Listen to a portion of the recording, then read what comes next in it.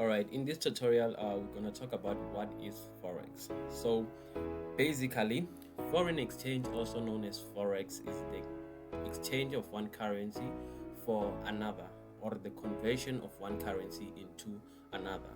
So basically, as an example, we can say Euro USD. That means we're exchanging currencies between Euro and US dollar. So basically, you cannot have forex without having currency exchange. So another definition is that foreign exchange also refers to the global market where currencies are traded visually around the globe, right? Using MT4 platforms. So basically, in forex market, 5.3 trillion dollars is traded daily, making it the largest and most liquid market in the world. Right? That means if forex is the largest market in the world, that means every money that is circulating in the world is going through an exchange, which is known as foreign exchange. So in forex we have the trade in forex occurs between two currencies because one currency is being bought and another is sold at the same time. So we have to have currency pairs. As an example, you can see Euro USD, USD CHF, GBP USD. So we have to have two currency pairs in which one is bought and another is sold at the same time. So basically, when we are buying and selling of currencies, we have something called the bid, which is the selling price, and the ask, which is the buying price. So the difference between the two creates what is called the spread.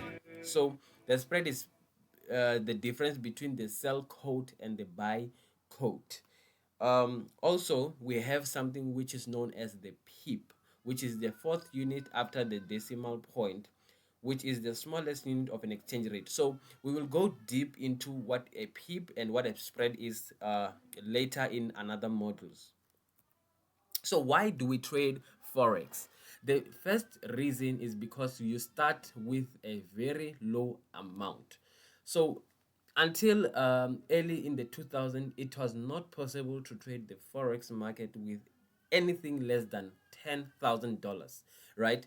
Making it that it was so difficult to enter the forex market.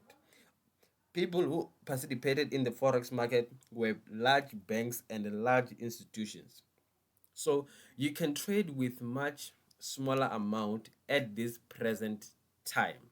And players who are entering the forex market are allowing you to leverage your capital and make money from fluctuations in the forex market. So basically, we will talk about leverage because leverage is very important when it comes to the forex market. So the forex market is quite straightforward as compared to other financial markets, such as the stock market, right? Because in the stock market, you'll find that you have to analyze company reports and choose from thousands of companies to invest in, which takes a lot of time. However, in the forex market, generally, we have only 8 currency pairs, which are the majors and are the ones that will be speculating so that we can enter the market. So basically, what we do is that we just speculate whether a currency is going to go up or go down. And when the currency is going up, that means we buy and we go to profit from that currency. And if it's going down, then we're going to sell. That's what we have to do. We don't have to analyze any report. We just have to speculate whether the currency is going to go up or go down. So how do we read currency pairs? Because this is very important when it comes to the forex market. Currencies are traded in pairs as their value is relevant to one another. The first currency shown is the controlling one in terms of placing your order. So basically, the first currency is what we call the base currency and is the one that controls that currency pair.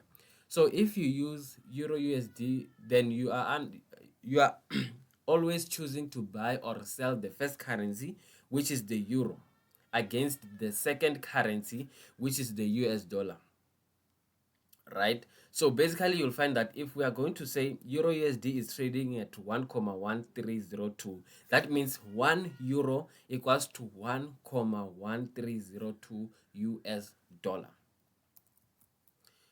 So we have different types of currency pairs. We have three types of currency pairs. We first have the major currency pairs, then we have the cross currency pairs, and lastly we have the exotic currency pairs, which we won't talk about the exotic currency pairs because it's harder to trade the exotics because they are unpredictable.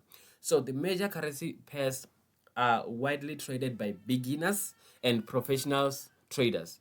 This is because they have the most liquidity, lowest spread, and the broadest range of movements, which is what we need when we are trading currency pairs. Unlike small currencies, majors are generally more stable. Okay, that's what we need. We need stability. The economic and political institutions of these nations are generally long established and predictable compared to other nations. So, secondly, we have the popular currency pairs or the cross currency pairs, and these are any currency pairs that does not feature the US dollar and they do not hold any less profit potential than the majors. That means if you're trading these ones and you are in the right movement, you will make a lot of money. Too much US dollar exposure can lead to all your currency holding in the same direction. So basically, if you are opening the majors, if you only have the majors currency being traded, that means you will be in danger because if the US dollar is exposed, that means all your major currency pairs will be exposed. So it's very wise to diversify your portfolio when you are trading currency pairs. So that is what I have for today, and I will see you in the next module.